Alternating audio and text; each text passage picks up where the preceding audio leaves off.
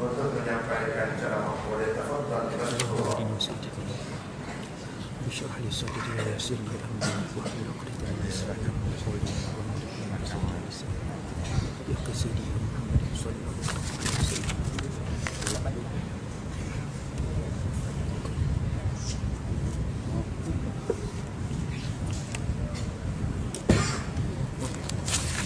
Assalamualaikum warahmatullahi wabarakatuh.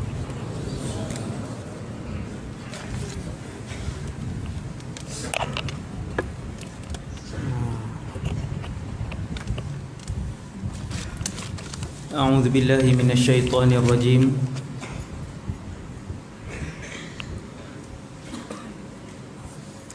Bismillahirrahmanirrahim.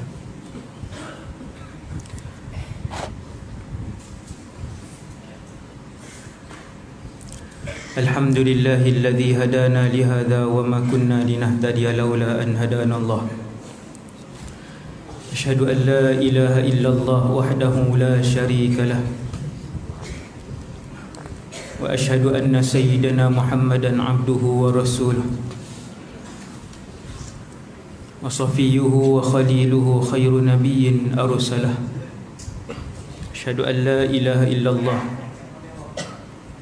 wa asyhadu anna Muhammadan abduhu wa rasuluh. Wa la hawla wa la quwwata illa billahil aliyyil azim. ولا حول ولا قوة إلا بالله العلي العظيم. ولا حول ولا قوة إلا بالله العلي العظيم. أما بعد، نويت الاعتكاف في هذا المسجد سنة لله تعالى.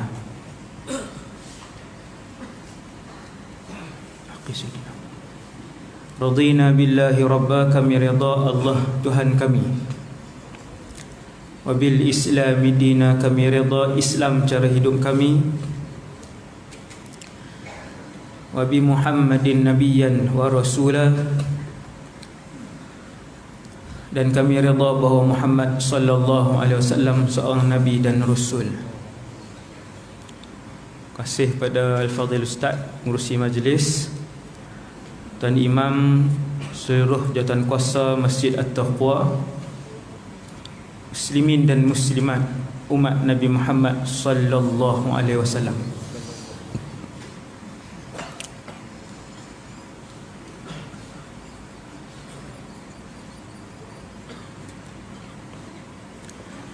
Malam ni kita berada dalam masjid rumah Allah, dan kita masih lagi berada di bumi, di dunia, tempat singgah dan tempat lalu. Sampai satu masa kita akan berhenti untuk satu tempoh masa yang sangat panjang, yang tidak dapat dijangkaui oleh kemampuan akal kita. Selepas dunia, kita ke barzakh. Selepas barzakh yang mencabar, alam yang selepasnya lebih mencabar, iaitulah mahsyar. Kata para ulama, di mahsyar tempoh paling singkat, paling pendek, saya dan kita semua akan berdiri di mahsyar selama 50,000 tahun. Paling sikit, hasbunallah wa ni'mal wakil. Kemudian manusia hanya ada dua pilihan, tidak ada yang ketiga. Dua sahaja. Negara yang pertama, pilihan yang pertama, dia akan menjadi warga negara syurga selama-lamanya. Pilihan yang terakhir ialah dia menjadi wal'iyadzubillah warga negara neraka selama-lamanya. Bolehkah nak mohon dengan Allah, ya Allah, nak duduk yang ketiga? pilihan yang ketiga. Maka jawapan yang telah diberikan oleh Allah Subhanahu wa taala ialah, ketika itu saya dan kita semua, termasuk semua umat manusia yang pernah hidup di atas muka bumi Allah ini, ada dua pilihan saja. Sama ada kamu ahli syurga ataupun kamu ahli neraka, wal a'yadzu billah. Malam ni tajuk syurga. Nabi sebut, apabila kamu memohon kepada Allah, mohon ni bila tuan-tuan mohon? Selepas jumpa dengan mungkar nakir boleh mohon? Tak boleh mohon. Tidak ada lagi permohonan. Selepas melihat arasy Allah di padang mahsyar boleh memohon? Tak ada mohon. Tidak ada permohonan. Apabila Nabi sebut permohonan, ia bermaksud kehidupan kita malam ini, sekarang ini, ketika tuan-tuan berada di dalam rumah Allah, sedang melihat saya bercakap, di sinilah akan ditimbang atau ditolak, diterima ataupun dibuang amalan dan permohonan kita. Sini Nabi kata, kalau minta dengan Allah, minta Al-Firdaus.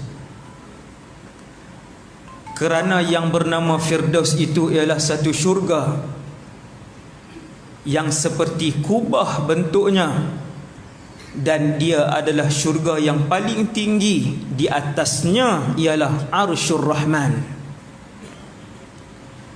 Di atas Firdaus tak ada makhluk kecuali satu, iaitu Arsyur Rahman, Arash.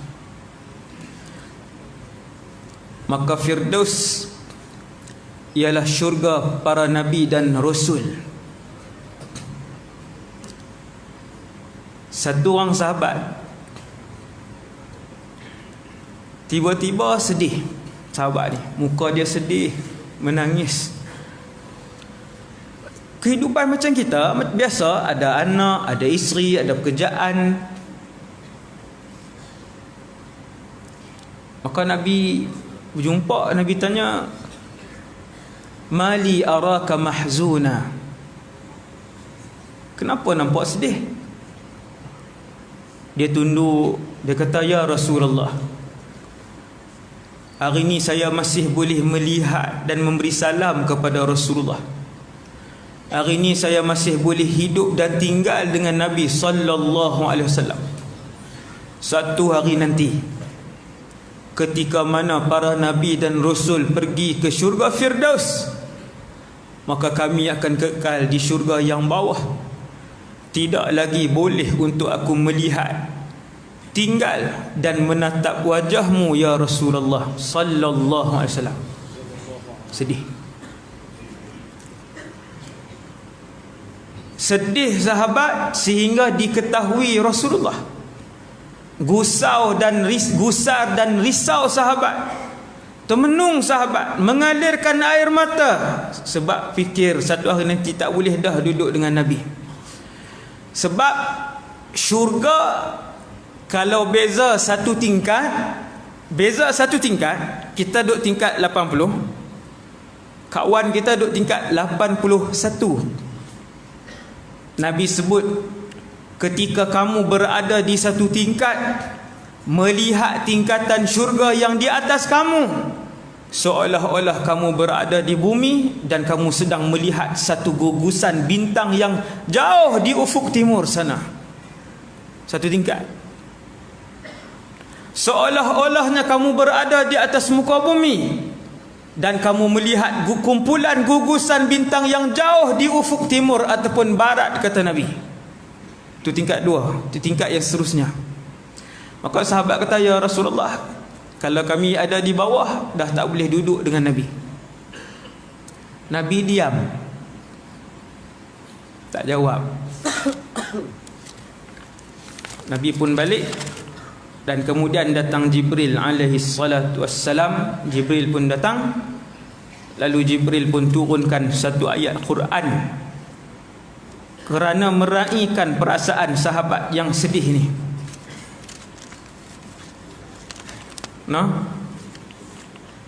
Jibril turun satu ayat Quran, raih perasaan sahabat tadi, permintaan sahabat tadi. Sesiapa yang mentaati Allah dan Rasulnya, faulaika ma'al ladzina an'ama Allahu 'alaihim minan nabiyyin. Sesiapa yang taat dan patuh kepada perintah Allah dan Rasul, sepanjang kehidupannya mentaati Allah dan Rasul, sepanjang hidupnya sampai mati ikut arahan Allah dan Rasul, Allah Ta'ala buat turun ayat, aku akan himpunkan mereka. Orang biasa ni, manusia biasa, tetapi mencintai Allah dan Rasul. Dia manusia biasa, tetapi mengasihi Allah dan Rasul. Dia manusia biasa, tetapi mengikuti arahan Allah dan Rasul. Aku, kata Allah, akan himpunkan dia bersama-sama dengan ma'al ladzina an'ama Allahu 'alaihim, sama-sama dengan satu kumpulan minan nabiyyin, di kalangan para nabi setempat, as-siddiqin, para siddiqin, wasyuhada, dan para syuhada, wassalihin, dan orang-orang soleh setempat, satu taman syurga. Tuan nak mudah faham, tiap-tiap bandar besar dalam negeri-negeri ni selalunya dia ada kawasan orang kaya. Selalunya Golf Resort lah, lain tu banyak kan. Kuala Terengganu Golf Resort ke ada tak? Ada. Sungai Petani Golf Resort, Alustar Golf Resort, tempat-tempat ni ada berapa ribu biji rumah dalam tu tuan. Tak sampai 100 pun, tapi semua istana, semua banglo besar. Bolehkah semua orang masuk dalam tu? Tak boleh, yang ada duit banyak je. Samalah dalam syurga, samalah dalam syurga. Yang paling banyak diredai oleh Allah, yang paling banyak membawa bekal ibadah, yang paling banyak ikhlas kerana Allah, mereka ni boleh masuk dalam satu perumahan raja-raja yang VVIP, iaitu namanya Jannatul Firdaus, syurga Firdaus. Di padang mahsyar semua orang ditimbang, termasuk Nabi dan Rasul. Rasul ulul azmi ditimbang ke Ustaz? Ya. Dipanggil Rasul ulul azmi seorang demi seorang. Bahkan Nabi sebut ulul azmi pertama yang akan dipanggil di mahsyar namanya Nuh alaihissalam. Tuan-tuan, Nabi ada 124,000. Lelaki terbaik dunia ada 124,000 orang. Terbaik, paling tinggi amal ibadat, keikhlasan semua. Kemudian Allah pilih 313. Kesemuanya Rasul 313. 313 Allah pilih 25, letak nama mereka dalam Quran. Tuan-tuan buka Quran, tuan-tuan akan jumpa 25 orang Rasul. Yang ni yang paling hebat. Daripada 25 ini ada 5 rukun para Rasul, iaitu ulul azmi. Ranking kelima Nuh alaihissalam. Nabi Nuh berdakwah 900 tahun. Zaman tu sehari 3 jam kot Ustaz. Tu yang 900 tahun. Sama macam hari ni. Zaman Nabi Nuh sehari juga 24 jam. Sama. Umur beliau 950 tahun. Dia ulul azmi kerana hebat berdakwah siang dan malam. Bukan 8 jam kita masuk kerja 8 jam. Itu pun tak termasuk tidur, keluar sarapan pagi, makan tengah hari, pergi tandas setengah jam, bancuh air lagi. Banyak Nabi Nuh sebut dalam Quran lailan wa nahara. Da'autu qaumi, siang dan malam. Aku berdakwah siang sampai malam. 900 tahun. Yang masuk Islam tak lebih 100 orang. Allahu Akbar. Sabarnya. Allah panggil Nabi Nuh AS, buka buku amalan kamu. Ditimbang Nabi Nuh. Wala nas'alannal mursalin. Para rasul pun kami akan soal. Maksudnya Ustaz, Nabi Musa disoal? Ya. Nabi Isa disoal. Subhanallah. Tiba-tiba, ni semua orang tahu. Yang ni semua orang tahu, saya pernah sebut di sini, saya nak sebut cara laju. Tiba-tiba di kalangan umat Nabi Muhammad sallallahu alaihi wasallam dipanggil ke hadapan. Selesai para rasul ni ditimbang, dipanggil umat Nabi Muhammad. Kata Rasulullah, nahnu sabiqunal awwalun. Di mahsyar kita didahulukan oleh Allah. Kerana siapa? Kerana kasih Allah kepada Muhammad sallallahu alaihi wasallam. Orang yang paling mendabik dada di mahsyar ialah mereka yang paling dikenali oleh Rasulullah dan yang paling rapat dengan Nabi sallallahu alaihi wasallam di mahsyar. Siapa yang paling Nabi kenal, yang ni yang paling mulia di mahsyar. Maka kata Rasulullah, umat aku dipanggil ke hadapan, lalu Allah Subhanahu wa taala mengarahkan, sebelum ditimbang amalan pertama umat Nabi Muhammad, lalu Allah arahkan asingkan 70,000 orang di kalangan umat Muhammad. Mereka masuk syurga tanpa hisab, tak buka buku. Subhanallah. Tidak ditimbang bermaksud satu hari pun tidak dinilai amalan dia. Allah Ta'ala tak perlu tengok. Allah Ta'ala kata terus masuk syurga, terus masuk syurga. Subhanallah. Tuan-tuan tak minta setiap hari? Bukankah itu permintaan tertinggi? Kurniakanlah kami ya Allah redha syurga Firdaus tanpa hisab dan azab. Berdoa, sebut di mulut. Berapa ustaz? Sekerap yang kamu mampu, setakat yang diizinkan oleh Allah. Ada orang tuan-tuan 1 jam sekali Allah gerakkan bibir dan hati dia untuk menyebutkan doa tu. 1 jam sekali. Siapa yang gerakkan hati dan mulut dia? Allah. Sebab Allah kasih kepada dia, Allah sedang memilih dia untuk menjadi ahli syurga. Maka mulut dan hati dia tak pernah lupa. Allahumma inni as'aluka al-firdaus duna hisabin wala azab.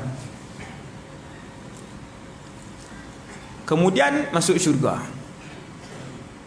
Ahli syurga lah ni, cerita syurga ni. Kumpulan yang kedua ahli syurga ialah apabila dia dipanggil, ditimbang.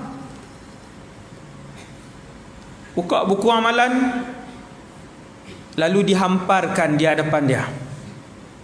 Manusia di dunia suka untuk menafikan kesalahan dan dosa yang dia buat di hadapan orang. Walaupun dah terbukti salah, kita panggil dia, tanya buat yang ni, tak buat. Padahal dia buat. Kerana sebab itulah Allah merakam perbuatan kamu, supaya nanti bila panggil di mahsyar, dia tetap nafi. Kemudian bila dia tengok, habis.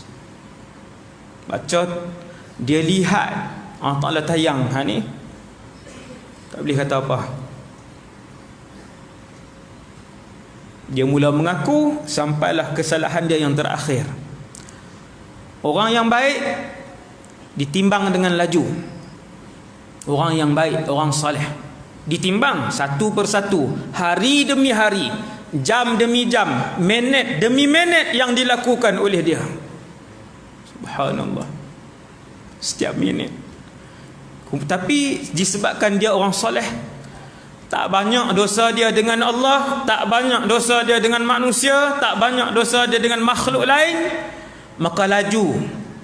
Orang Cina kata cincai. Cincai Cina kah? Ha? Tak tahulah, di Kedah kalau kita pergi kedai kan, nak minta kurang, dia kata cincai lah. Cincai tu dia bagi kurang lah. Orang soleh ni dimudahkan oleh Allah. Habis timbang, amalan baiknya lebih banyak, lalu diberikan kembali buku amalannya ataupun keputusan penuh. Keputusan penuh untuk dia tengok ahli apa dia. Maka kalau dia ahli syurga, fa amma man utiya kitabahu bi yaminih fasawfa yuhasabu hisaban yasira. Dan apabila dia adalah di kalangan ahli syurga, maka tangan kanannya akan menyambut buku ataupun keputusan tersebut. Keputusan. Tuan-tuan yang pernah dapat keputusan, macam mana perasaan hari pertama dapat keputusan? Allahu Akbar. Di sebelah kanan saya kosong. Sini. Boleh mari sini. Duduk di luar dah tu. Mari sini. Bismillah. Alhamdulillah. Boleh gerak ke sini. Ke kanan ni kosong. Sini pun boleh. Ada 100 orang boleh duduk. Ishrah li sadri wa yassir li amri wahlul 'uqdatam min lisani. Allahumma hdi qalbi ya sayyidina Muhammadin sallallahu alaihi wasallam. Tangan kanan terangkat sendiri. Waktu tu tak boleh buat pilihan. Bukan kita kata angkat tangan kanan lah ustaz. Kata para ulama, tangan kanan itu diangkat berdasarkan siapa kamu selepas itu. Kalau kamu ahli syurga, tangan kanan kamu akan angkat dan mengambil keputusan itu.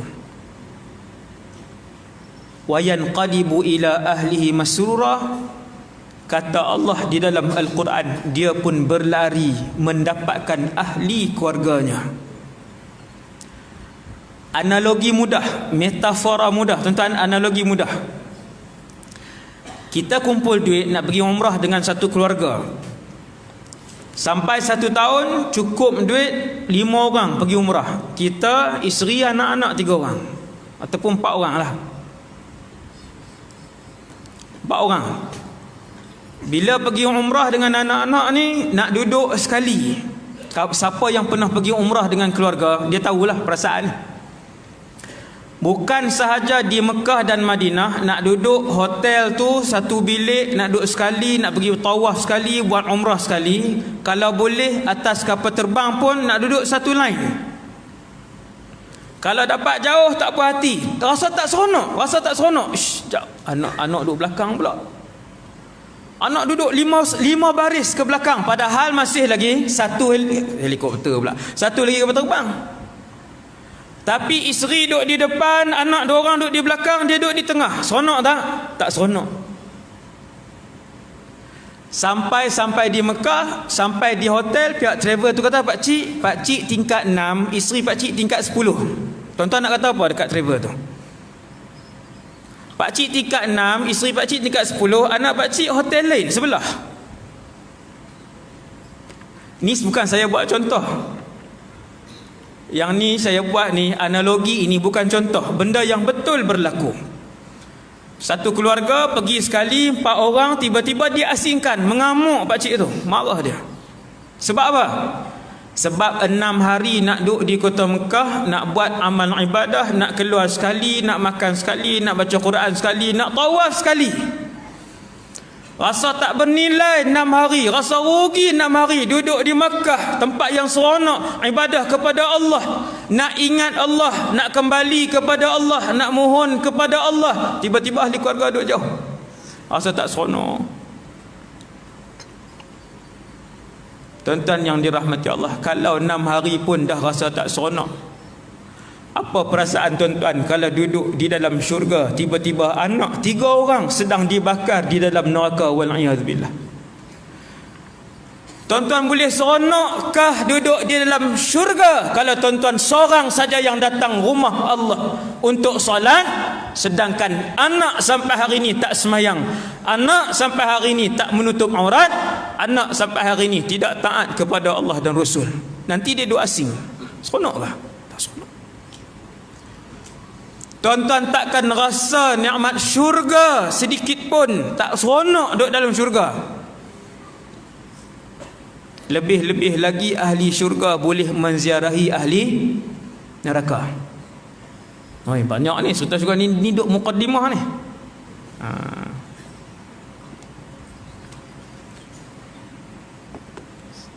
Saya sekejap ya, saya risau. Subhanallah. Ahli syurga boleh menziarahi ahli neraka. Tuan-tuan, orang pertama yang kita ingat bila kita masuk syurga siapa tuan? Siapa?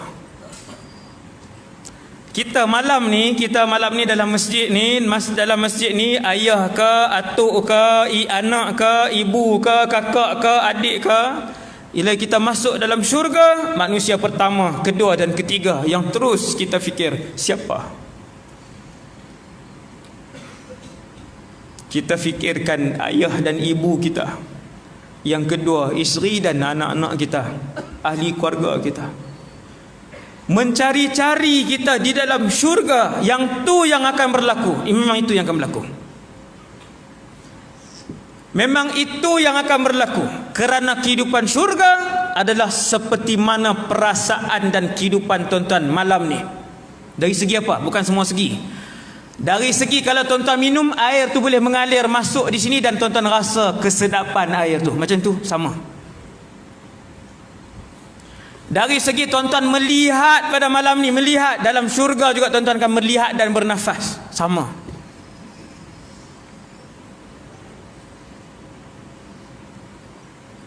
Maka bila masuk syurga, kelam kabut kita hari pertama, kelam kabut kita mencari ahli keluarga kita. Apa makna nikmat syurga kalau ibu kita dalam neraka, ayah kita dalam neraka, sedang disiksa oleh para malaikat? Apa makna syurga? Apa makna syurga? Tergamakkah kita suap satu suapan nasi yang sedap di dalam syurga? Mak kita sedang dibakar. Kita tak suap tuan-tuan, kita akan termenung duduk.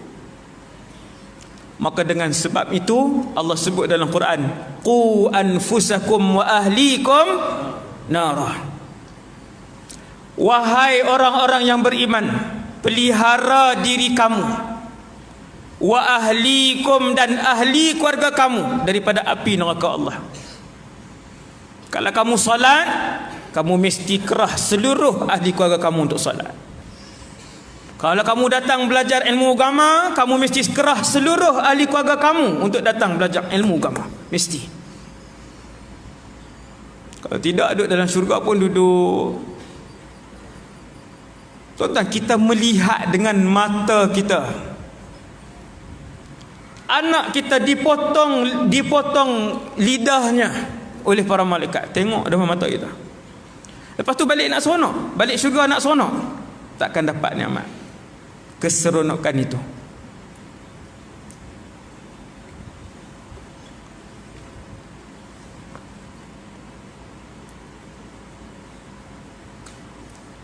Habis ditimbang semua amalan anak Adam di atas padang mahsyar. Sebelum tu Allah Ta'ala panggil Nabi Adam, ya Adam, wahai Adam. Nabi Adam tinggi 60 hasta, lebih kurang 30 meter. Kita ustaz, kita waktu tu tinggi malam ni lah. Segemuk malam ini, sehitam malam ini, seputih warna malam ini, sependek malam ini, dan setinggi malam ini. Sama. Kalau giginya kurang 4, di mahsyar giginya kurang 4. Ini saya berani sebut kerana ada dalil yang begitu banyak. Nabi Adam 60 hasta kerana ketika dia wafat memang dia 60 hasta. Ya Adam, kata Allah, akhrij ba'than nar, wahai Adam, keluarkan ahli neraka di kalangan anak cucu cicit kamu. Kita semua anak cucu cicit Nabi Adam. Bukan kita malam ni tuan-tuan, seluruh manusia. Semua adik-beradik. Sebab tu slipper dia, slipper kita. Itu yang pakai slipper orang tu. Wahai Adam, keluarkan ahli neraka di kalangan anak cucu cicit kamu. Nabi Adam tanya, ya Allah, di kalangan anak cucu cicit aku ni berapa orang yang ahli neraka? Lalu jawab Allah, min kulli alfin, daripada setiap 1999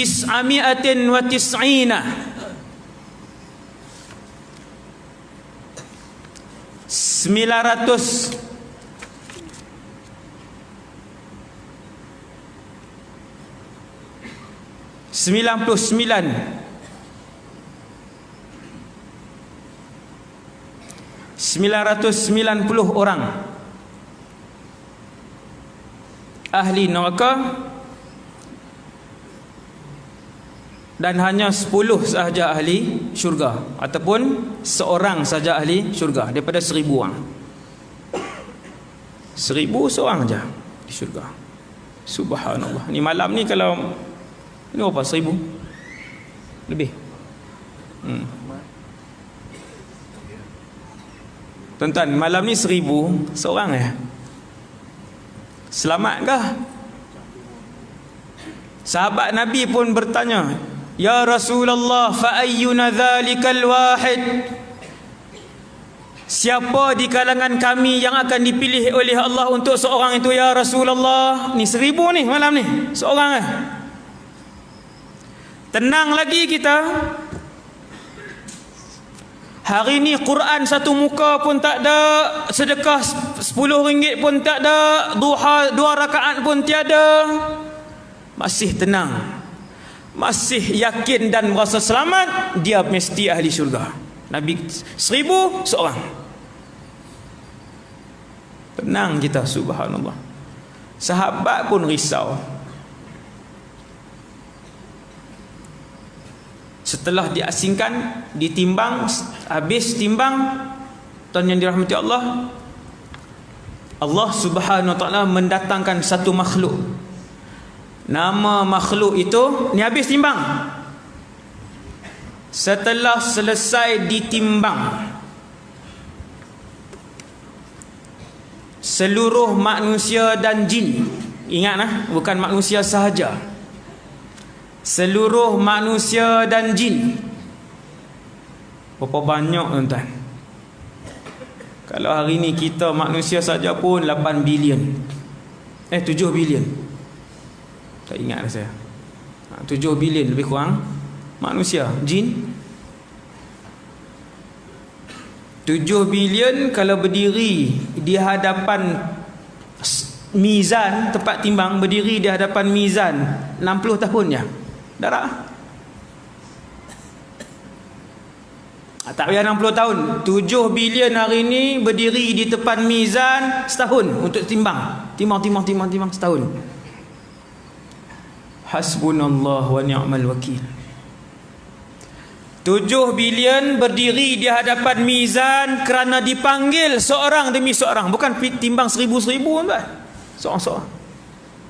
Darat tuan-tuan, darat setahun cukup, tak payah 60 tahun lah, darat setahun. Berapa lama tuan-tuan kena berdiri? Habis kepada yang paling akhir, Allah memanggil seorang makhluk. Dia bukan jin, dia bukan manusia, dia bukan malaikah, dia bukan binatang, dan dia bukan syaitan. Makhluk itu bernama kematian.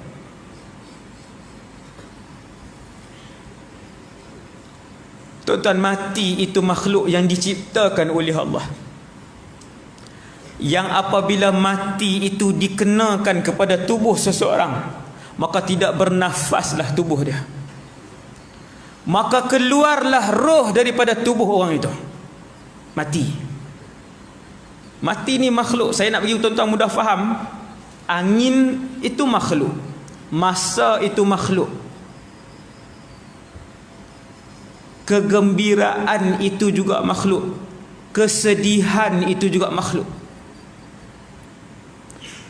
Tuan-tuan, tenang makhluk. Boleh dilihat ke Ustaz satu hari nanti? Ya, boleh dilihat makhluk yang bernama ketenangan. Boleh dilihat ke Ustaz satu hari nanti makhluk yang bernama kesedihan? Ya, satu hari nanti tuan-tuan dan saya boleh tengok makhluk yang bernama kesenangan dan kesedihan, ketenangan dan kesedihan. Satu hari sahabat baca Quran, turun makhluk ni sehingga kuda dia tak boleh duduk diam. Akhirnya bila dia berhenti, kuda dia pun berhenti. Bila dia baca, makhluk tu turun daripada langit, dan kuda dia bertindak liar sampai hampir memudaratkan dia. Lalu dia pun berhenti dan pergi jumpa dengan Nabi. Sahabat ni Usaid bin Hudayr nama dia, radhiyallahu anhu. Bila dia tanya dengan Nabi, ya Rasulullah, sekian makhluk apakah itu? Nabi sebut tilkas sakinah, itulah makhluk yang bernama ketenangan. Seandainya kamu terus membaca surah itu, nescaya seluruh penduduk Madinah akan melihat makhluk itu. Dia makhluk. Kematian juga makhluk. Allah panggil kematian di mahsyar, bersaksikan seluruh makhluk yang berada di mahsyar, lalu dibunuh kematian. Dengan sebab itu, semua orang yang masuk syurga kekal selama-lamanya, dan semua orang yang dibakar, dipotong di dalam api neraka, mereka juga kekal selama-lamanya, tidak mati-mati lagi.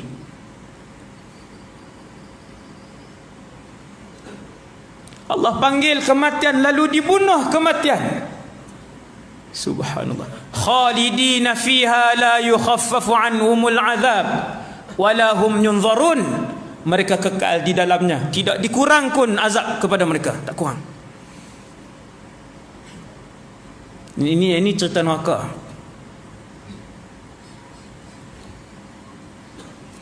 Apabila dibunuh makhluk yang bernama kematian, maka berdirilah seorang malaikat memanggil, ya ahlal jannah, wahai penduduk syurga, khulud, kekallah kalian selama-lamanya.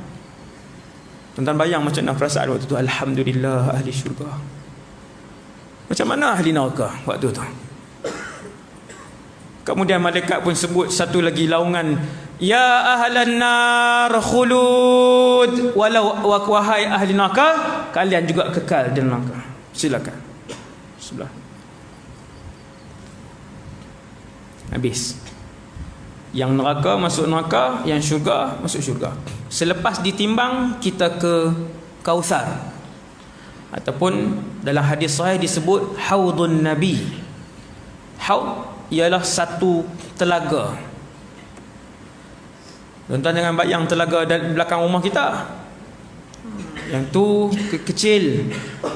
Telaga Rasulullah, cawannya sahaja sebanyak bintang di langit.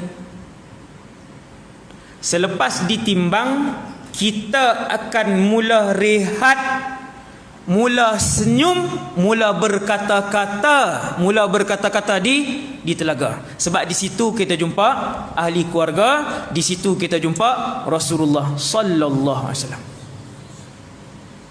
Tu Nabi bila bertemu dengan sahabat, Nabi nak lepaskan sahabat pergi ke medan peperangan, Nabi akan sebut, jangan takut, jangan risau, sekiranya kalian syahid, fa inna mau'idana al-haud, tempat pertemuan, perjanjian, appointment kita nanti ialah di telaga Haud. Kita jumpa di Haud, kata Nabi. Sebab di mahsyar orang tak bercakap. Di mahsyar orang sedang melihat dan takut, sedang melihat seorang demi seorang ditimbang. Habis timbang, baru orang mula senyum dan mula bercakap di Haud. Minum, kemudian naik sirat, kemudian masuk syurga. Samakah Ustaz tempoh masa orang masuk syurga? Tak sama. Ada satu orang kawan baik masuk syurga, orang miskin. Kawan baik dia orang kaya. dua-dua ke masjid, dua-dua pergi umrah sekali, dua-dua ke khatam Quran sekali Ramadan, dua-dua qiyam sekali, tetapi yang seorang ini soleh yang miskin, yang seorang lagi soleh yang kaya. Lalu masuk syurga kawan yang soleh miskin tadi. Tahun pertama mencari dia kawan dia, tahun kedua cari dia kawan dia, tahun ketiga cari dia kawan dia, sehinggalah 500 tahun jarak baru ketemu dengan kawan dia soleh yang kaya. Aku ingatkan kamu sudah ke neraka Allah. Maka berkata si kaya yang soleh tadi, yang melambatkan aku ialah apabila ditimbang satu persatu harta aku yang banyak. Tak lama tuan, 500 tahun jarak. Sebab tu tuan-tuan, yang masuk syurga ni tak sama. Ada orang masuk 1983, ada orang masuk tahun 2043. Contoh nak pergi faham. Ada orang masuk tahun 30, tahun 3080. Berbeza. Banyak ustaz orang miskin, ya, qumtu ala babil jannah. Aku pernah berdiri di hadapan pintu syurga. Yang ni Allah tunjuk kepada Rasulullah mukjizat. Fa idza ammatu man yadkhuluhal masakin.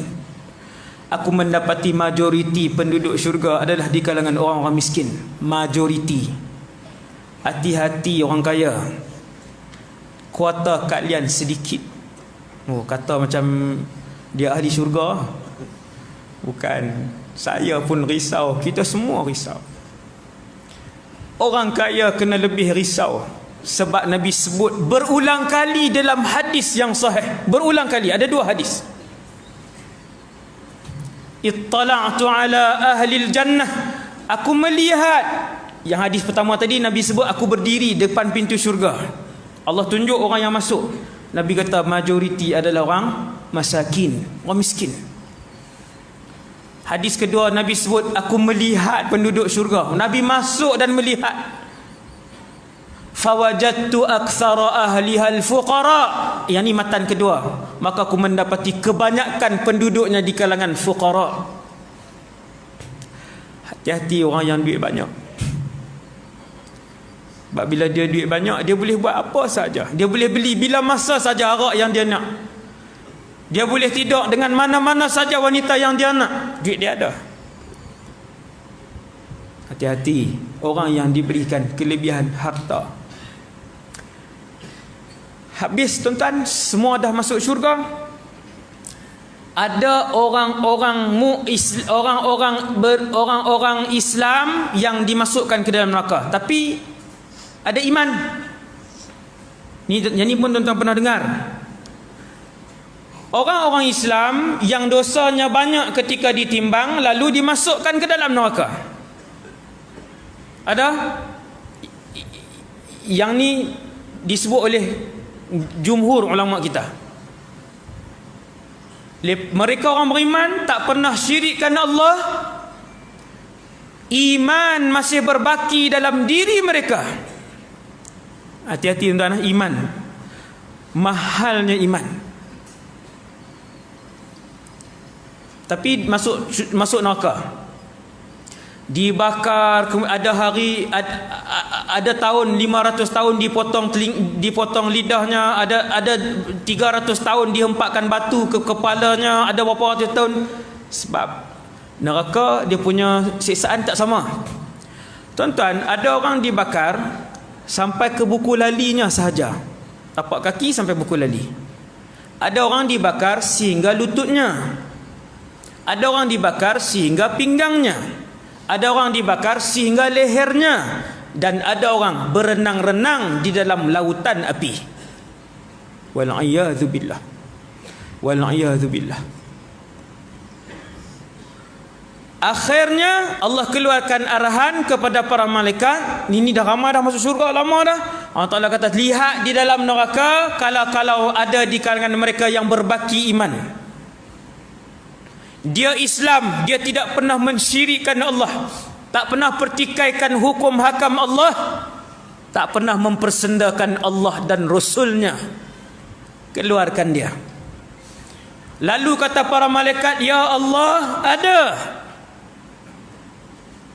berbaki iman dia dan jumlah kebaikan yang dia buat, ya Allah, tidak lebih daripada sebesar zarrah.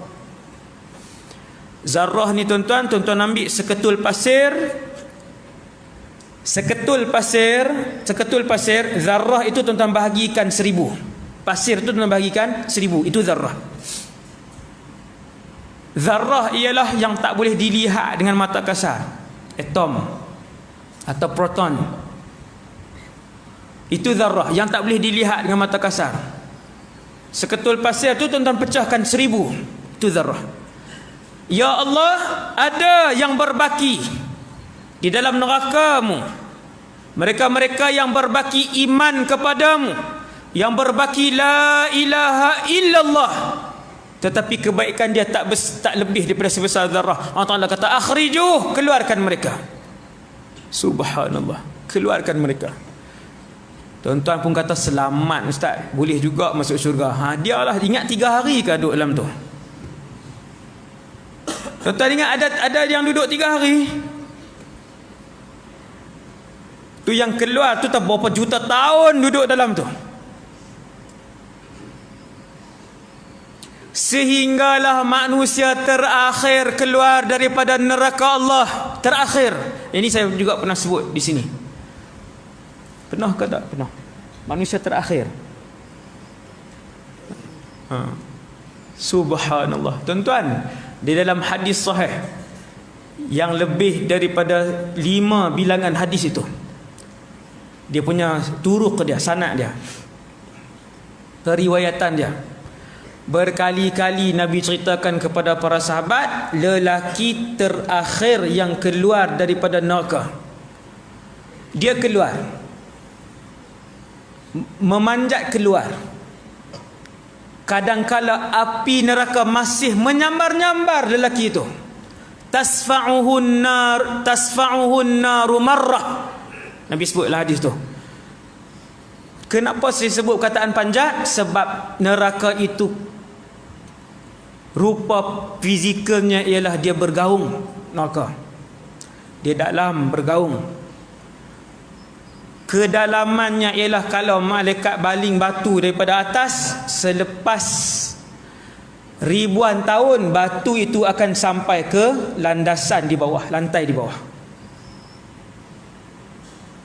Kalau macam tu gelap lah Ustaz. Memang gelap. Tu cerita neraka tuan. Tu another 2 hours. Tu 2 jam lain pula.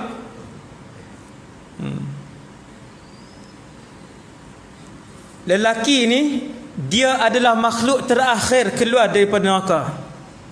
Kata Rasulullah, aku kenal namanya dan aku lihat mukanya. Adakah dia sahabat? Bukan. Allah tunjuk kepada Rasulullah. Banyak mukjizat Nabi. Subhanallah. Kata Rasulullah, aku tengok mukanya, aku tahu namanya. Lelaki ni. Tuan-tuan jangan berdoa untuk jadi lelaki tu. Dia yang last tuan-tuan. Yang last tuan-tuan bayang tengok. Bukan ribu-ribu punya duduk dalam neraka ni. Yang ni bukan ribu ni. Yang ni main juta ni. Ni main juta tahun ni. Ini yang last ni. Dia lelaki terakhir. Kadang-kala api neraka menyambar-nyambar, lalu mengelak dia. Alhamdulillahilladzi najjani minki, dia kata. Ini hadis Nabi. Ini tu saya sebut sebutan Rasulullah ayat tadi. Nabi ceritakan. Lagi tu kata, alhamdulillah Allah selamatkan aku daripada kamu. Waktu api tu duduk sambar dia lagi. Lalu dia pun keluar. Naik sirat. Sirat tetap kena naik.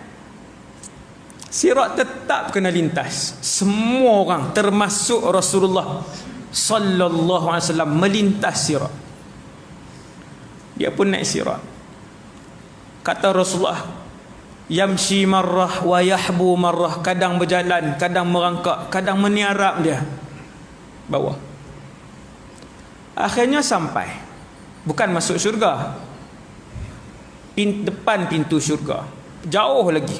Luas. Syurga luas lah. Pintunya di sana. Bila sampai, melepasi neraka Jahannam, sebab sirat dibentangkan oleh Allah di atas neraka Jahannam. Titian sirat yang panjang dia berapa puluh ribu kilometer tu, wallahu a'lam, titian sirat yang panjangnya berapa puluh ribu, berapa ratus ribu kilometer. Sebab apa saya berani sebut berapa ratus ribu kilometer? Sebab ada hadis, ketika seseorang sedang berjalan di atas titian sirat, dia bau wangi-wangian daripada syurga. Dia ingat dekat, kata Rasulullah, wangi-wangian itu dihidu 500 tahun sebelum sampai. Macam dongeng ya, dongeng tak dongeng, sila mati dulu. Dongeng tak dongeng, tengok wajah malaikat maut dulu hari pertama kematian, baru dapat tahu dongeng tak dongeng. 500 tahun sebelum sampai, bau wangi. Padahal lelaki terakhir ni, lelaki terakhir ini adalah manusia termiskin di dalam syurga Allah. Kedudukan dia paling last sekali. Kita kata kalau hari ni rumah PPRT lah, rumah yang hak 2 bilik tu, wala manusia dunia lah, manusia dunia susah. Gaji 300 bulan, rumah yang 2 bilik satu ruang tamu tu kecil je, gaji 300-300 setengah, paling susah. Ni lelaki ni tu kalau nisbah dunia. Bila dia sampai, dia tengok bukan dalam syurga, luar pintu syurga, luar sebuah pohon yang begitu rendang. Dia nampak ada sungai di bawah pohon tu. Apabila lelaki ni sampai di situ, Allah Subhanahu wa taala menyambut lelaki itu.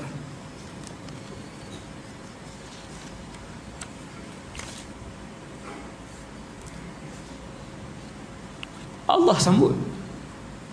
Siapa tuan-tuan yang Allah sambut itu? Siapa?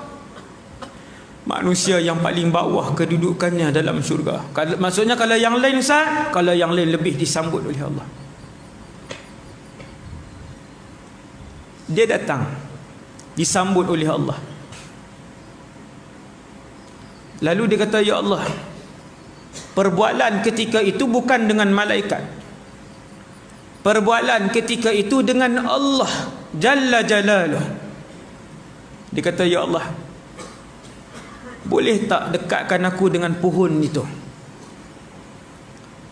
pohon yang rendang tu. Tuan-tuan lama duduk dalam api, nampak pohon depan pintu syurga pun seronok dah. Aku nak berteduh di bawah pohon rendang itu, dan aku nak minum daripada air segar yang mengalir, sungai yang mengalir di bawah pohon itu. Wahai anak Adam, kata Allah, adakah kamu boleh berjanji bahawa kamu takkan minta selain daripada itu? Fa'ahadallah alla yas'alallaha ghairaha. Dia pun berjanji, ya Allah, aku berjanji aku tak minta dah. Dia berjanji. Lalu Allah izinkan lelaki ni untuk berada di bawah pohon itu, bernaung di bawah teduhan pokok tadi, dan minum dengan air tadi. Dia pun pergi teduh minum. Bila sampai di situ, dia tengok di depan ada pohon yang lebih besar. Oh, silap, dia kata. Manusia, perangai manusia, dia minta dengan Allah, ya Allah, kalau dapat gaji 2,000, insya-Allah boleh pergi kuliah. Sempat pergi kuliah sekarang, nak kena berniaga benda lain, ya Allah. Allah makbulkan permintaan dia, bagi gaji dia 2,000. Kuliah tak sampai juga, nipu. Dan ketika dia mohon dengan Allah, Allah dengar permohonan dia, Allah makbul permohonan dia. Dia kata, ya Allah, barang mahal, lepas buat cukai lain pula, tak cukup juga. Kalau 2,500, insya-Allah seminggu sekali boleh pergi kuliah, ya Allah, insya-Allah boleh pergi i'tikaf seminggu sekali, boleh pergi kuliah tuntut ilmu agama. Allah bagi dekat dia, tambah lagi gaji dia. Setelah Allah tambah, tak datang juga masjid.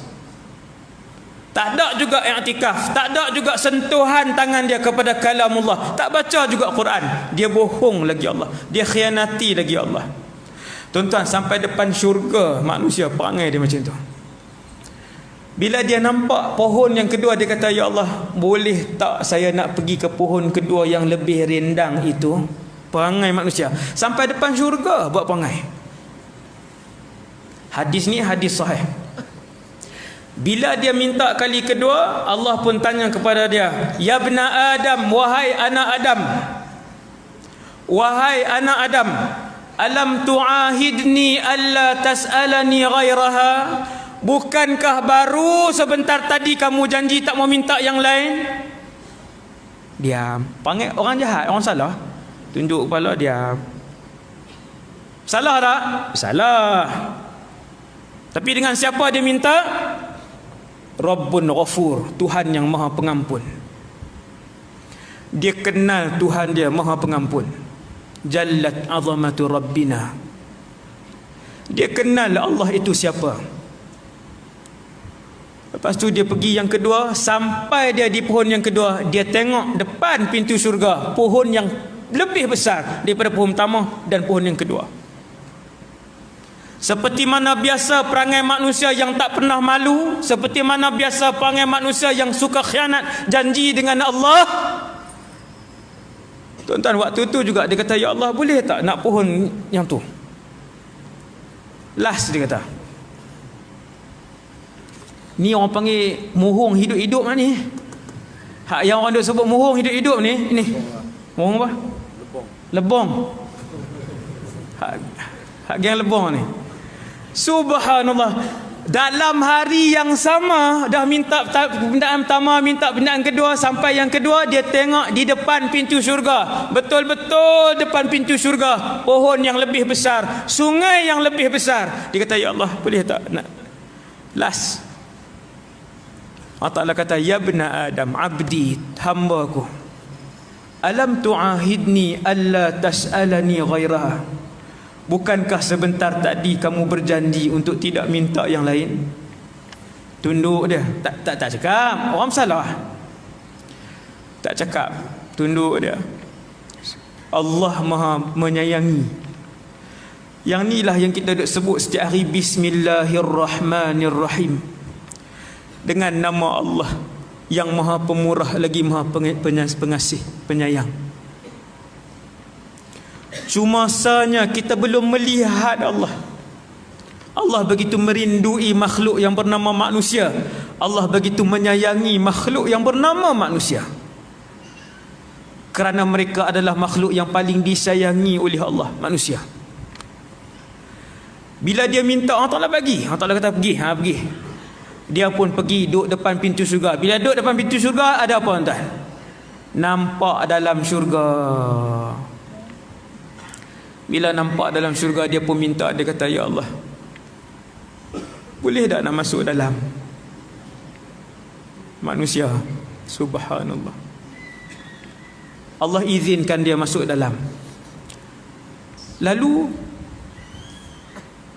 setiap orang bila dia masuk syurga, kata Rasulullah, dia tahu di mana rumahnya lebih daripada dia tahu rumahnya di atas muka bumi.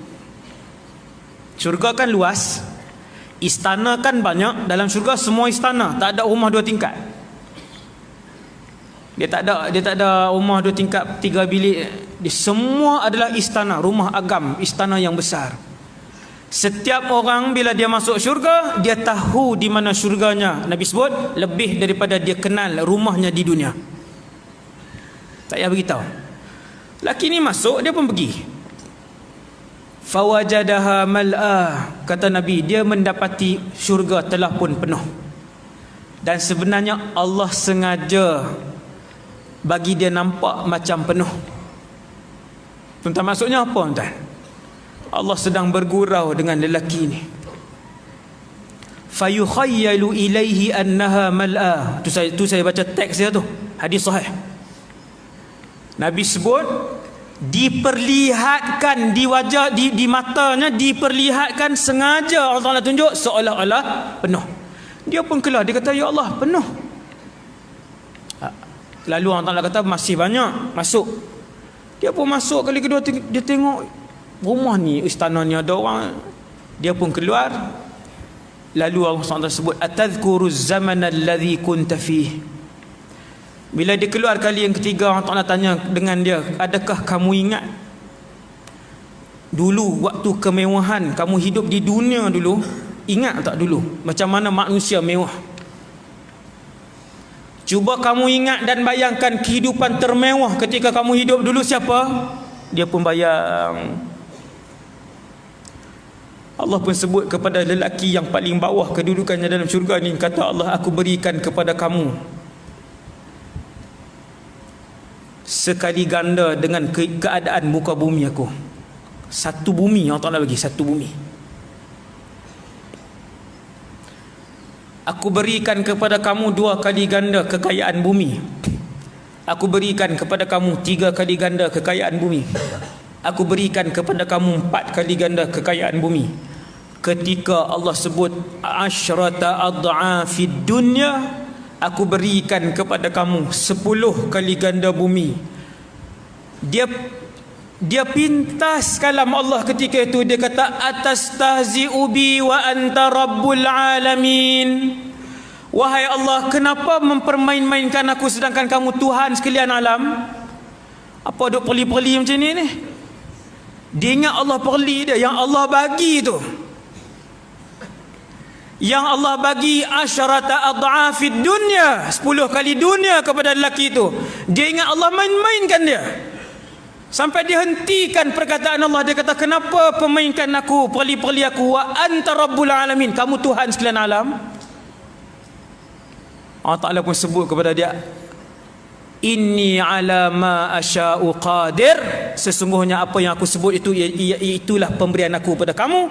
Dan aku Allah, aku memberikan apa yang aku nak kepada hamba aku. Kata Rasulullah, itulah kedudukan lelaki yang paling akhir di dalam syurga, paling bawah. Dia pun masuk, jumpa bidadari dia, jumpa istana dia. Dia pun kata, ma u'tiya ahadun misla ma u'titu. Tak ada seorang pun dapat seperti mana yang aku dapat. Dia perasan kata dia yang paling elok. Ketika dia dah masuk dalam, dia masuk tengok rumah dia, tengok perabot dia apa semua daripada emas permata semua ni. Dia kata, ma u'tiya ahadun misla ma u'titu. Dia kata, Allah tak pernah bagi ke orang lain seperti mana yang aku dapat. Padahal dia yang paling bawah sekali, tuan-tuan. Kenapa manusia masih mengejar dunia yang kotor dan bangkai ini? Sebab tu tuan-tuan tengok tuan-tuan guru orang soleh, dia tak teringin dengan dunia ni, tak teringin. Kan kamu nak berebut 30-40 ribu duit pusaka, ambil semua. Lepas 3 tahun 4 tahun duit tu akan berakhir. Kamu nak semua 20 relung 40 hektar tanah yang ditinggalkan oleh mak ayah, kamu ambil. Lepas 20 tahun 30 tahun tanah itu akan berakhir. Orang soleh maka masuk dalam syurga.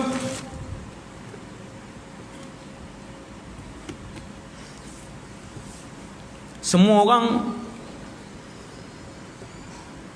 bila masuk, langkah kaki masuk syurga, orang pertama yang ketuk pintu syurga Muhammad sallallahu alaihi wasallam. Bila Nabi pegang tombol pintu syurga tu daripada permata merah, kalau tak silap saya, hadis yang saya ingat, tombol tu permata merah, lalu diketuk pintu syurga. Malaikat yang jaga tengok, tanya siapa? Muhammad. Bika umirtu ya Muhammad alla aftaha li ghairik.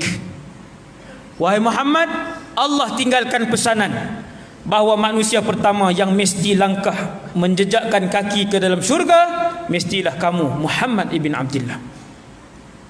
Bila Nabi ketuk, baru malaikat buka. Ketika itulah pintu syurga mula dibuka.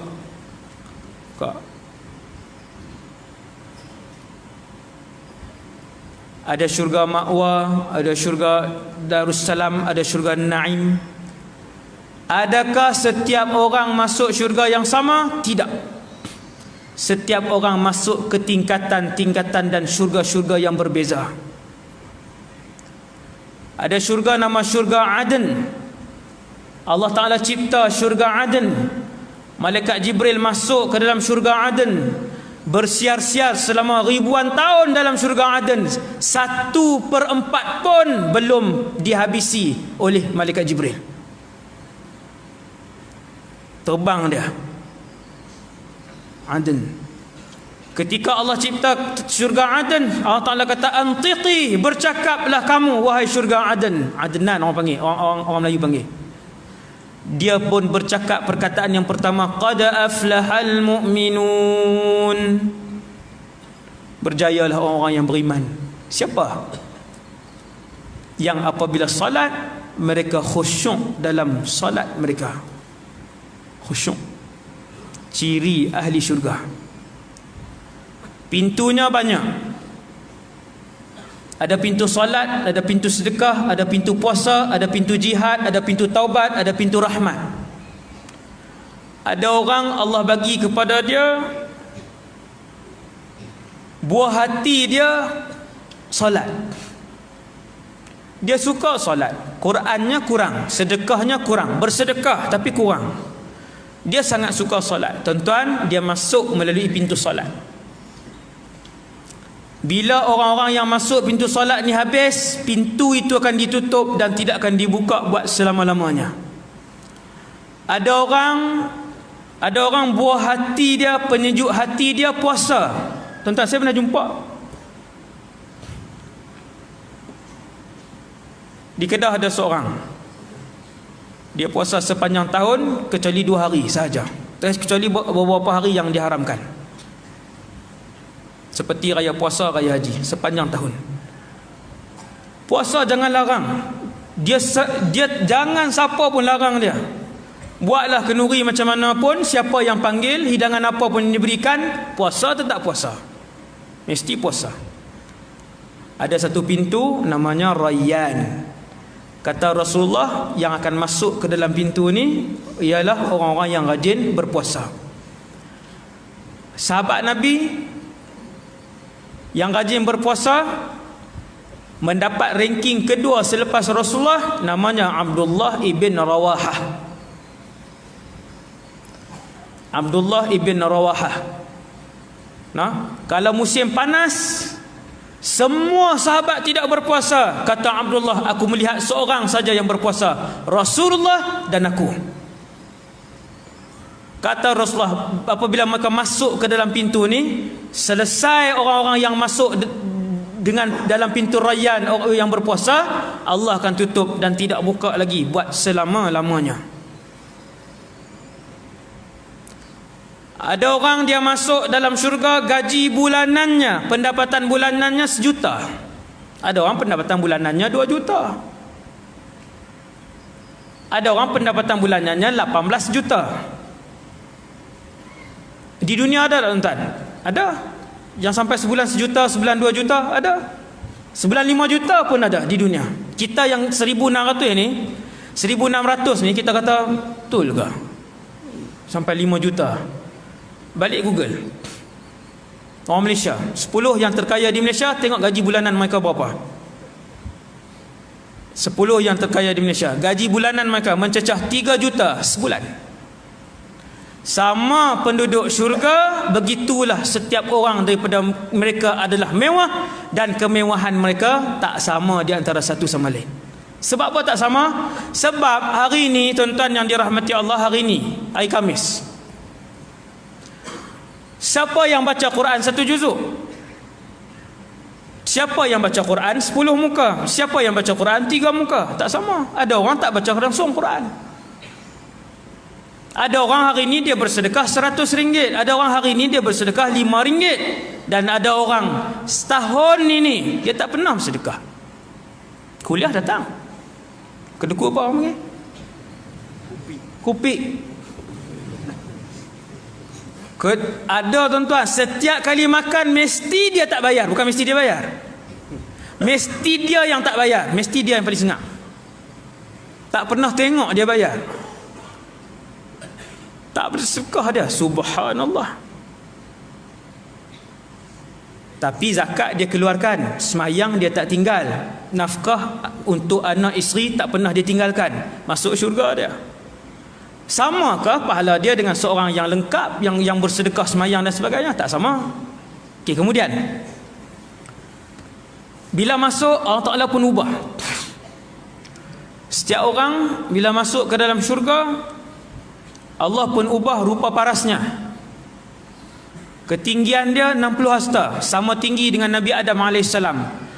Semua ahli syurga kau ustaz? Ya, ke semua ahli syurga 60 hasta. Kerana syurga itu maha luas. Kalau Jibril dengan 600 sayap berlegar-legar di dalam syurga, ratusan tahun tak habis. Kita berapa sayap? Kita tak ada sayap, 60 hasta. Kata Nabi SAW, setiap orang diberikan kenderaan seperti kuda, dicipta oleh Allah min yaqutatin hamra.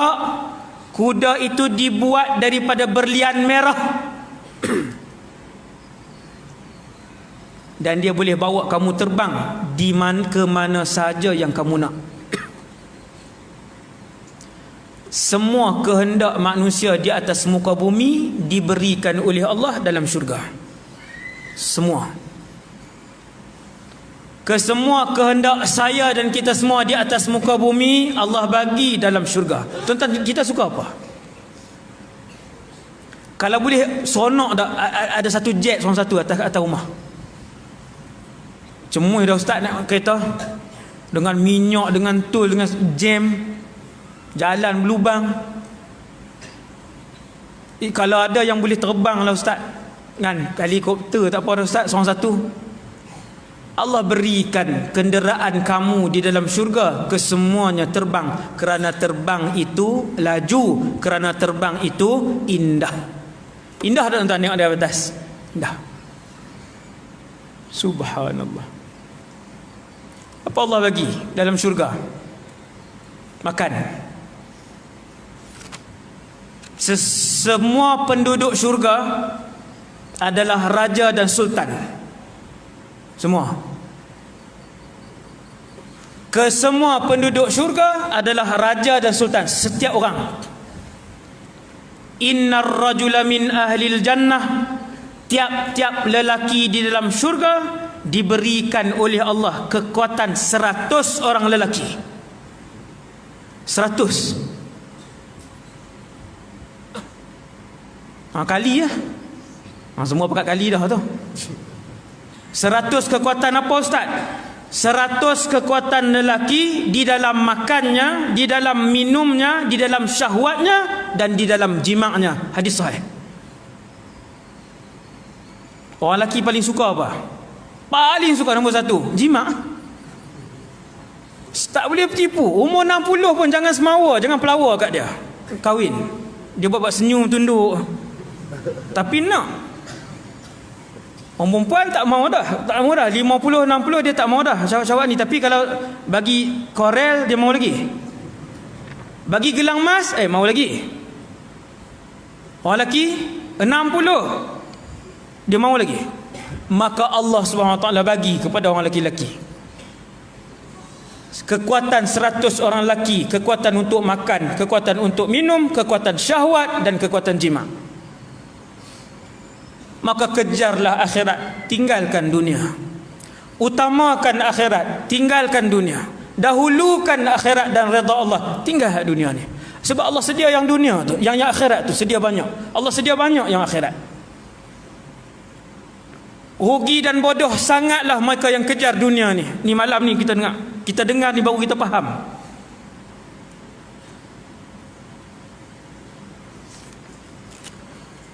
Setiap yang nak masuk dalam syurga, dia bawa pas. Dia ada pas, kad dia, kad.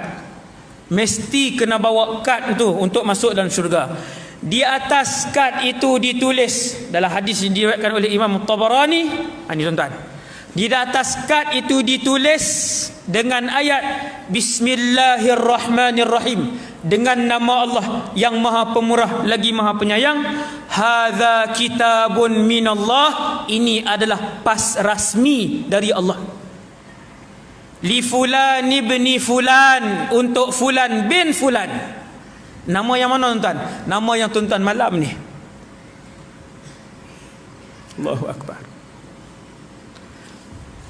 Malaikat akan serahkan setiap orang ahli syurga, dia ada pas dia. Tempat tu tempat hebat. Bukan semua orang boleh masuk syurga ni. Dia kan ada pas rasmi. Pas masuk itu ditulis dengan nama Allah Maha Pemurah lagi Maha Penyayang. Ini adalah pas masuk daripada Allah. Untuk fulan bin fulan, adkhiluhu jannatan 'aliyah. Atas kad tu tulis, masukkan dia ke dalam syurga yang tinggi. Sebab syurga ni dia tinggi.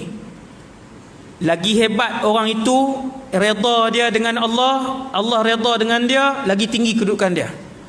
Di atas setiap kad itu dituliskan, masukkan dia ke dalam syurga yang sifatnya tinggi.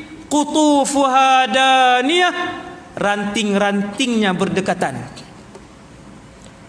Benda apa ranting-rantingnya berdekatan tu? Ranting-ranting berdekatan ni setiap pohon dalam syurga. Buah-buahan di dalam syurga yang banyak. Boleh dia ambil buah-buahan itu walaupun berada di atas katil-katil mereka. Tidur baring atas katil, nampak buah. Maka dia teringin. Lalu dihulurkan tangannya, lalu turun ranting tu mendekati tangannya sehingga buah itu berada di dalam tangannya. Qutufuha daniyah ialah ayat yang Allah ceritakan di dalam Quran untuk bakal ahli syurga mengetahui begitulah mewahnya kehidupan syurga. Wa fakihatin katsirah, buah-buahan yang begitu banyak. La maqtu'atin wala mamnu'ah. Jarang kita bahas tajuk ni. Keadaan yang ni baru buah syurga tuan. Buah-buahan itu tidak pernah ada musim. Kita dunia ada musim, banyak buah ada musim. Dalam syurga la maqtu'ah bermaksud tidak ada musim, wala mamnu'ah. Kamu berjalanlah di manapun di atas bumi syurga, mana-mana buah yang kamu nampak boleh makan.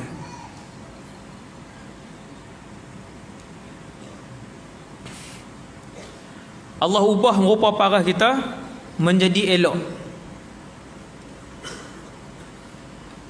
Trademark syurga, walakum fiha ma tashtahi anfusukum.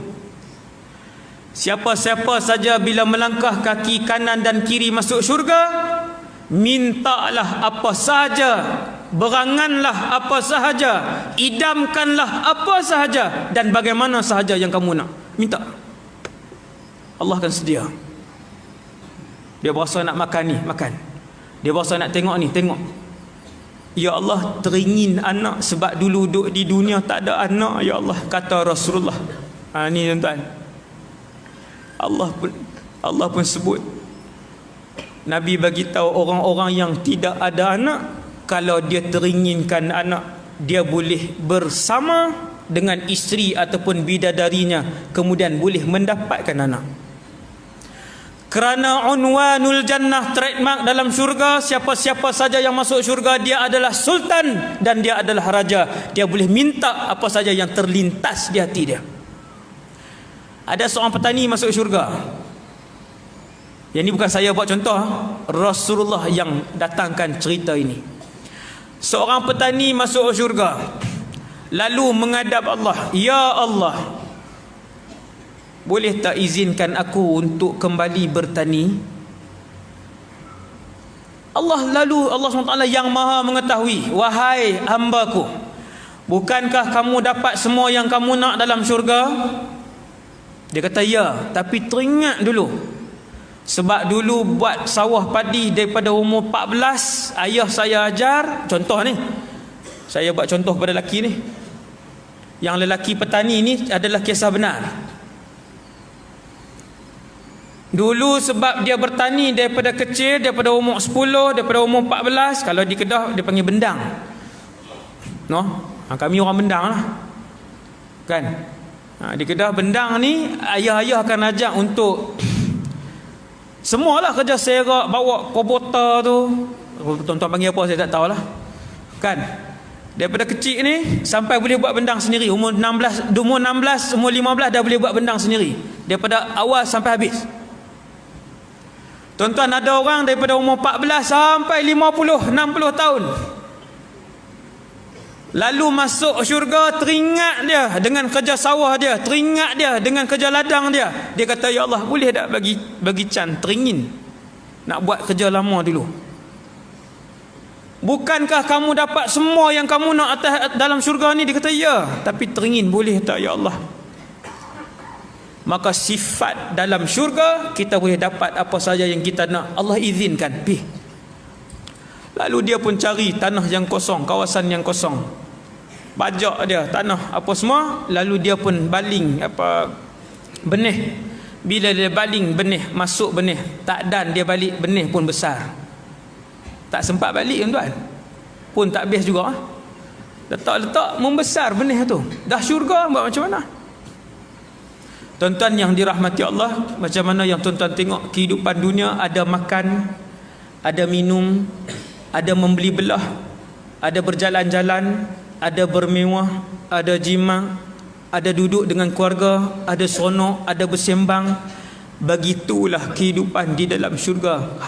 Akan tetapi di dalam syurga, kesemua orang sihat selama-lamanya, kesemua orang kaya selama-lamanya, kesemua orang mulia selama-lamanya, kesemua orang raja selama-lamanya. Itu beza dia. Boleh ziarah di antara satu sama lain. Kita duduk satu hari dengan kawan-kawan kita, kita pun sebut, Haji Ahmad mana Haji Ahmad? Lama dah ni kita duduk dalam syurga ni, dah lama dah tak nampak Haji Ahmad. Kawan nak 3-4 orang ni kata, Haji Ahmad duduk dalam neraka. Contoh, tuan-tuan, keempat-empat ni sedih, 4 kawan ni. Bukankah dulu Haji Ahmad sekali dengan kita di masjid? Bukankah dulu Haji Ahmad yang sediakan makan untuk orang buka puasa sepanjang Ramadan berbelas-belas tahun? Bukankah dulu kita dengan dia yang khatam Quran? Lalu 4 orang ni sedih. Ni cerita, ini yang Nabi sebut. Bila sedih, mereka pun minta dengan Allah, ya Allah,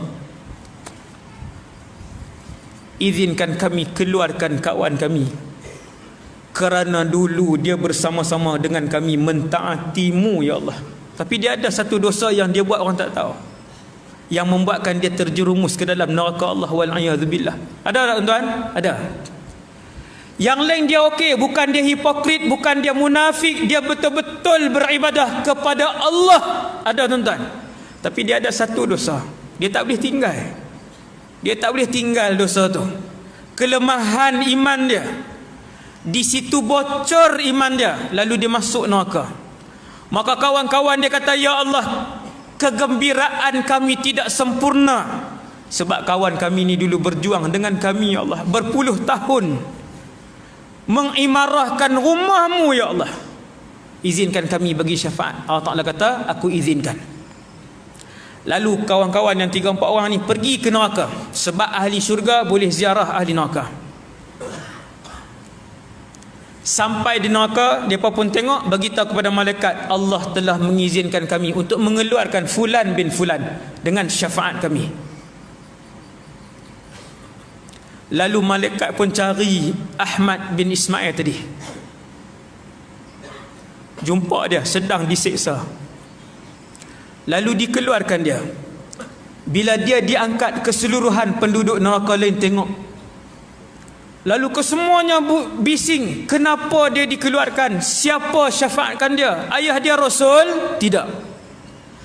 Ayah dia Siddiqin? Tidak. Anaknya syuhada? Tidak. Abangnya penghafal Quran? Tidak. Tetapi yang mengeluarkan dia ialah kawan-kawan dia yang saleh. Waktu tu penduduk neraka sebut, fama lana min syafi'in wala sadiqin hamim. Rugi kita. Penduduk neraka lain bila tengok keluar tu, dia kata rugi kita. Kita tak ada yang membantu dan kita tidak ada kawan-kawan yang soleh. Tuan-tuan, banyakkan kawan-kawan yang soleh.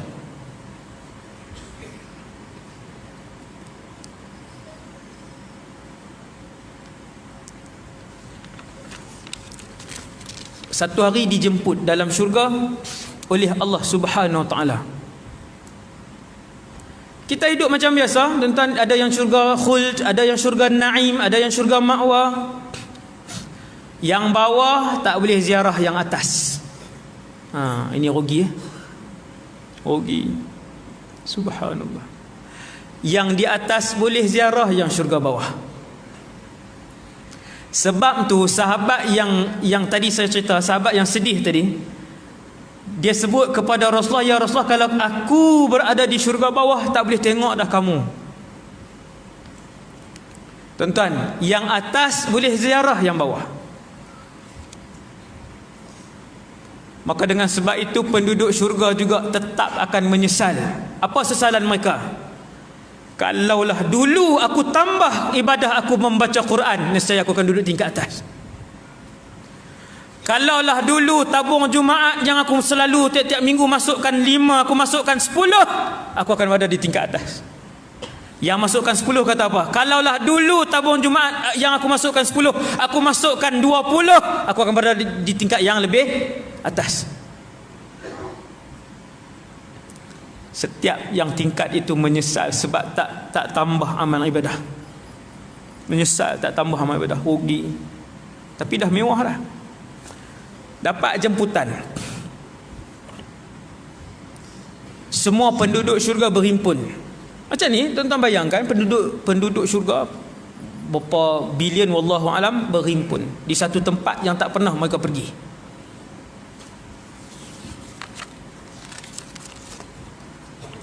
Lalu Allah Subhanahu Wa Taala bertanyakan kepada mereka.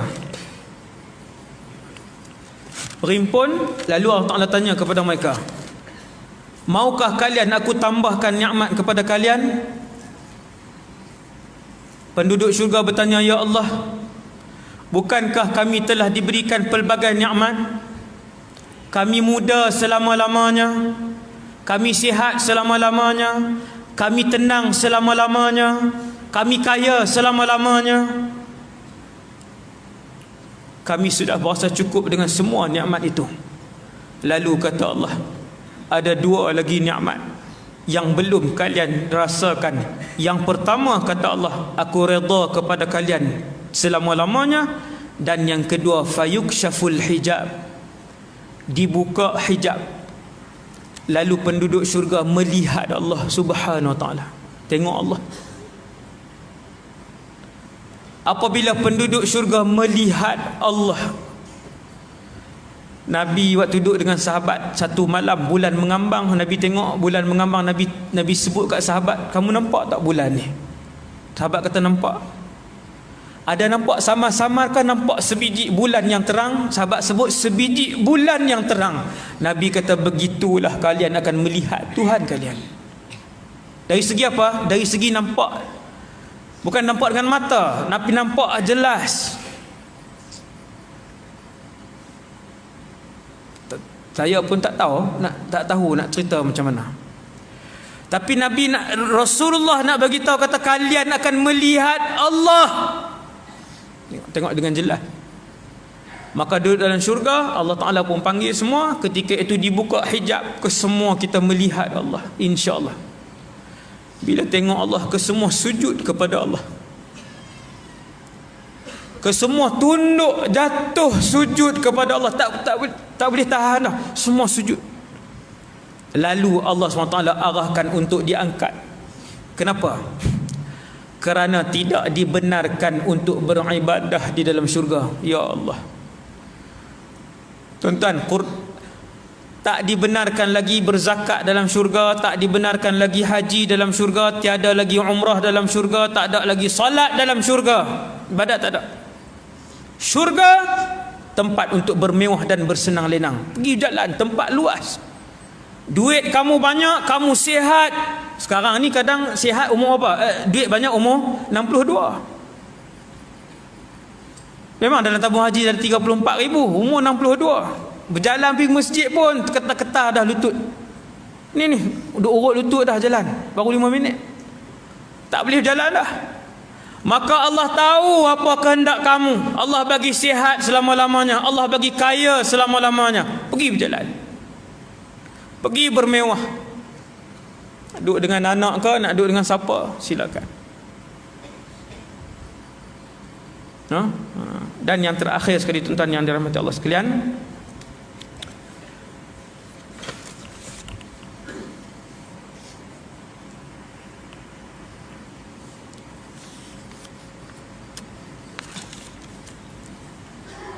seperti mana di dalam dunia ni ada membeli belah, dalam syurga sama tuan-tuan. Ada membeli belah pergi. Nabi sebut setiap hari Jumaat. Membeli, balik. Bila balik, kata Rasulullah, muka semakin tampan. Orang rumah tengok, orang rumah kata, ish, lagi handsome ni balik ni. Lah tuan-tuan, kita di dunia ni pun, di dunia ini pun satu orang dia buat pembedahan satu, muka dia nampak hidung nampak macam lain ni, yang lain sama lagi. Dia buat pembedahan kedua, dia ubah lain pula. Dahi nampak macam luar, dia ubah sampai 5-6 kali, elok. Begitulah ahli syurga, setiap kali pergi ke pasar balik elok. Balik lagi tampan, balik lagi tampan. Subhanallah. Hadis yang terakhir untuk malam ini tentang ahli syurga ialah Nabi SAW sebut di mahsyar nanti Allah ambil satu orang yang paling mewah hidupnya sejak dilahirkan. Allah ambil satu orang yang paling mewah hidupnya sejak lahir sampai mati. Tuan-tuan bayanglah siapa pun. Lelaki ni memang wujud. Kehidupan dia mewah daripada lahir sampai mati, tak pernah rasa kesusahan. Dan dia ahli neraka. Dan dia ahli neraka. Allah ambil dia di mahsyar. Lalu Allah celupkan dia ke dalam neraka sesaat saja. Celup, angkat. Lalu Allah tanya dia, wahai lelaki, pernahkah kamu melalui satu masa dulu di dunia bahawa kamu hidup dalam keadaan yang mewah dan senang lenang? Dengan sekali celupan di dalam neraka itu, tuan-tuan yang dirahmati Allah, membuatkan lelaki ini lupa kepada 60 tahun kemewahan tersebut. Lalu dia jawab kepada Allah, la, wallahi, tidak, demi Allah, aku tidak, demi Allah, aku tidak pernah merasakan sesaat pun kesenangan dan kemewahan. Hilang 60 tahun tuan-tuan, sekali celup je. Kalau duduk sehari, wal'iyadzubillah. Lalu di padang mahsyar juga Allah bawa satu orang yang paling celaka hidup, yang paling malang, bukan celaka, dia ahli syurga. Allah bawa satu orang yang paling miskin, yang paling malang sekali. Lahir cacat, miskin, lahir susah, lepas berkahwin pun hidup dia susah daripada lahir sampai mati, tapi dia ahli syurga. 60 tahun kesengsaraan dia rasa. Allah celupkan dia ke dalam syurga sesaat saja. Hadis ni riwayat Imam Muslim. Allah celup sesaat saja, kemudian Allah tanya, kamu pernah rasa tak kesengsaraan dulu di dunia? Dia kata, la wallah, tidak, demi Allah, aku tak pernah rasa sedikit pun kesengsaraan. Lupa dia kesengsaraan 60 tahun di dunia, kerana satu saat dicelupkan ke dalam kemewahan dan redha di dalam syurga. Maka tuan-tuan yang dirahmati Allah sekalian, mohonlah syurga kepada Allah, kejarlah syurga. Dan apabila kita mohon, maka mohonlah syurga Firdaus, kerana dia adalah syurga yang tertinggi. Semoga kita semua dimuliakan oleh Allah Subhanahu wa taala dengan redha dan syurga Allah. Aqulu qali hadza astaghfirullahal azim li wa lakum. Sekadar itu dulu insya-Allah. Assalamualaikum warahmatullahi wabarakatuh. Waalaikumsalam warahmatullahi wabarakatuh. Itulah ceramah yang telah disampaikan oleh Ustaz Wahdi Anwar. Jadi kesimpulan dari tadi, ramai adalah sahabat-sahabat yang saleh. Jadi macam kita pada mana. Jadi saya tak mahulah begitu. Cuma saya nak maklumkan, belakang saya ada dua tabung. Satu tabung sebelah lelaki, satu tabung sebelah wanita. Tabung untuk pembangunan ma'had yang diketuai oleh Ustaz Wahdi sendiri di Kedah. Jadi kepada yang ingin menyumbang, masukkan dalam tabung kayu putih, sebelah lelaki dan sebelah perempuan. Dan satu lagi pada 24 hari bulan 10, 2 minggu lagi, hari Khamis minggu depan, hari Khamis minggu sekali lagi, 24 hari bulan 10, insyaAllah kita akan bersama dengan Ustaz Zulkarnain Hamzah. Ustaz Zulkarnain Hamzah yang biasa kita tengok dalam apa ni, dalam astro, dalam tu banyak apa ni, astro. So asih dulu. Jadi insyaAllah kita pakai lagi macam mana juga lah. Dan itu saja. Dan kami juga mengucapkan terima kasih kepada Yang Berbahagia Ustaz kerana sudi menerima pelawaan daripada kami. Dan saya sangat juga mengucapkan terima kasih kepada unit dakwah Masjid Al-Fatwa Dunia Buruk kerana usaha yang berterusan untuk mengimarahkan Allah Subhanahu wa taala. Dan sekali lagi dimaklumkan, selepas salat Isyak nanti kita akan adakan tahlil, kemudian ada sedikit gangguan. Sekian, wabillahi taufiq wal hidayah. Assalamualaikum warahmatullahi wabarakatuh.